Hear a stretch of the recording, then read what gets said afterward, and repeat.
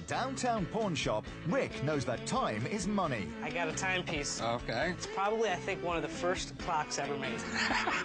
Corey sees a profit in hot air. So this is the hot air balloon you called me about, huh? Yes, sir, it is. I know it's not something we typically deal in, but when all is said and done, we should be able to make 12 grand off this. And the old man is very cautious with his latest investment.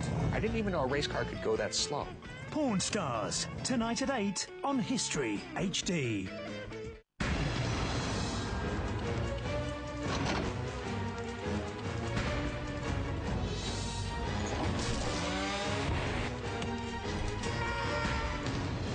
That's what not to do with a chainsaw.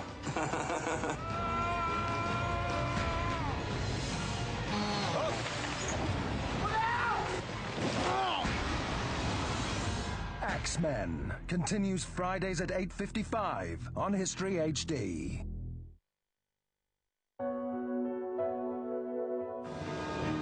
Imagine our planet without its people. Imagine that every single human being has simply disappeared. This isn't the story of how that might happen. It's the story of what happens to the world we leave behind.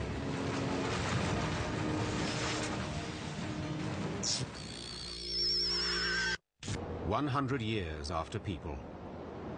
The crucible steel of the mighty Golden Gate Bridge has been humbled by common oxygen. What you're talking about is a bridge that is painted rust red now. Years from now, it's going to be rust. May very well be the same color, but when you get close, it's not going to be a healthy place.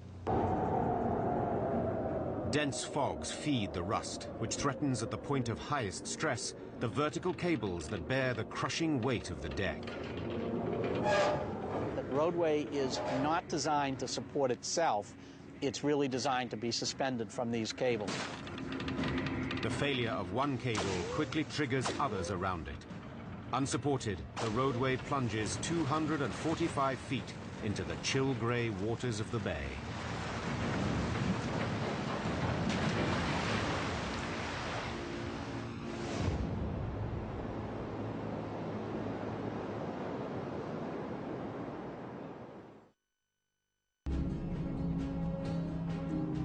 '52 BC, the fortified Gallic hill town of Alesia.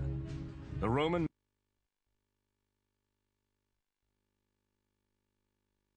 70,000 Gauls and their revolutionary leader Vercingetorix inside its walls. Alesia is so important because it's a big final cataclysm. It's the last shot, militarily, at stopping the Roman control of all of Gaul.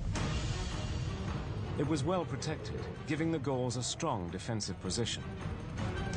Nonetheless, Caesar decided to lay siege to Alesia, initiating a military campaign unlike any other in history. The siege works created by Caesar are just ingenious. And I can't find anyone or any source to say that his siege techniques that he used there had been used before. Caesar realized that the best tactical move at Alesia wasn't to mount an all-out assault. Instead, he believed that to win this encounter, he shouldn't try to drive the Gauls out, but rather, he should starve them out. Caesar decided to build a 10-mile wall around Alesia to imprison the Gauls within their own town. What Vercingetorix thought would be a safe haven was turning out to be a death trap.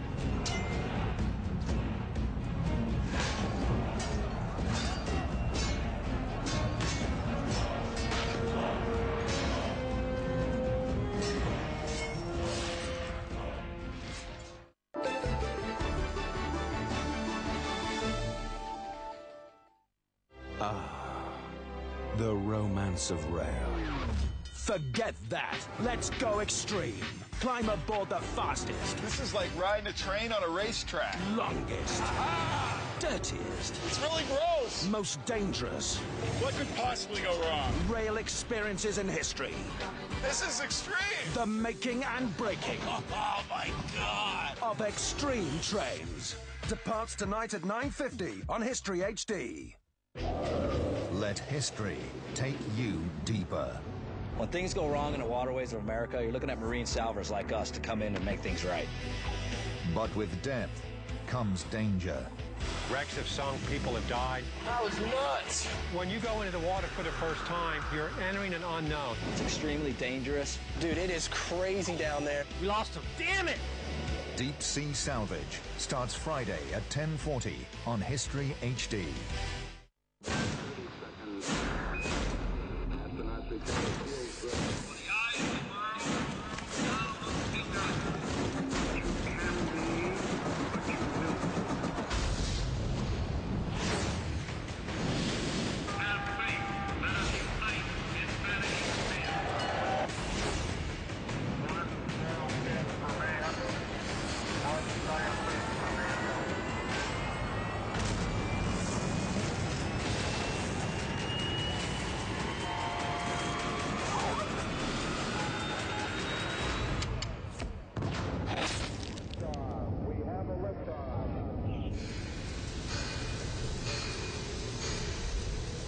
An adventure that became a nation. The epic new series, America, the story of the U.S. Sundays at 8 on History HD.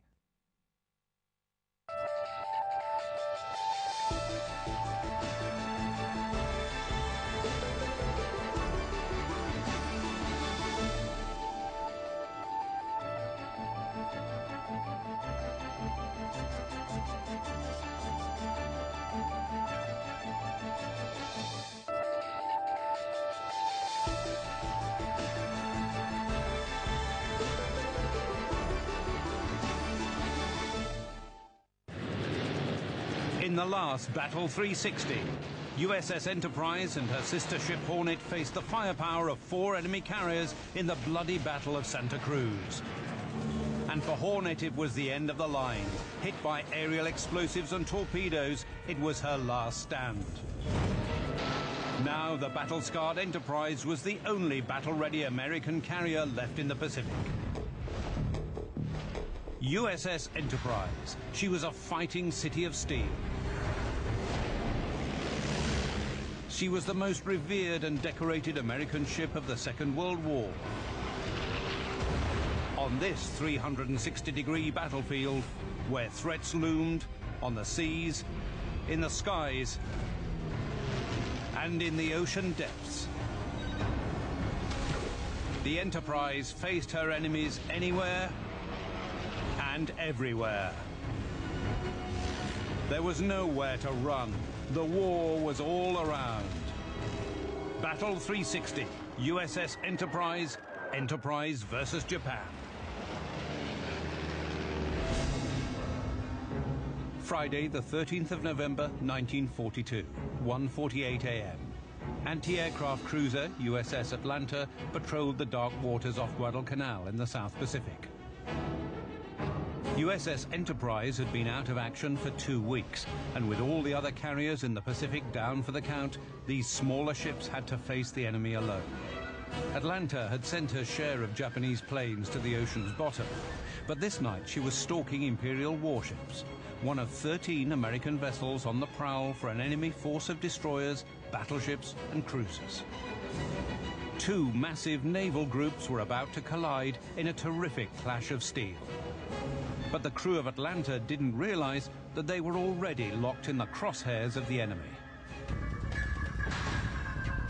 3,000 yards away, Japanese battleship Hiei and destroyer Akatsuki